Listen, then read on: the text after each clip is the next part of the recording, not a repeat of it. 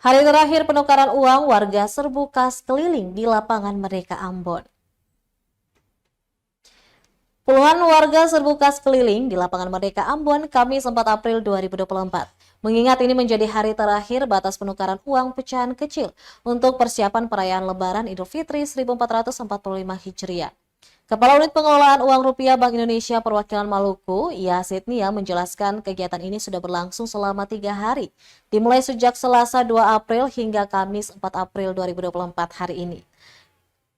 Ia mengatakan ini merupakan bagian dari semarak rupiah Ramadan dan berkah Idul Fitri atau Serambi.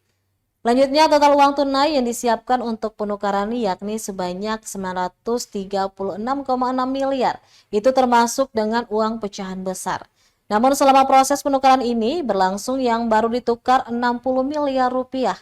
Nia menuturkan meski gelaran kas keliling sudah tutup, namun warga yang belum sempat menukar uang bisa langsung ke perbankan. Iya, Om. Iya, siap.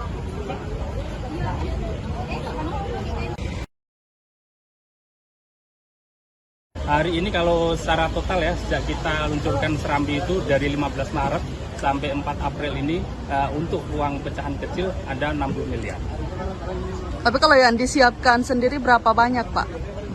Maksudnya yang disiapkan Yang disiapkan dari BI sendiri. Nah, untuk tahun ini kami ada menyiapkan uang tunai itu 936,6 miliar atau naik 5,5% dari tahun lalu. Itu termasuk uang pecahan besar.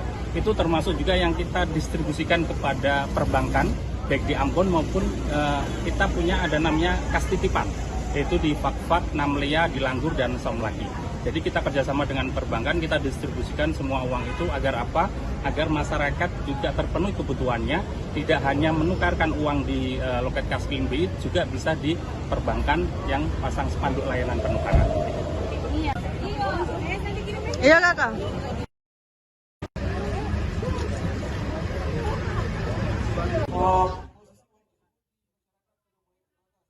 Download Tribun X sekarang, menghadirkan lokal menjadi Indonesia.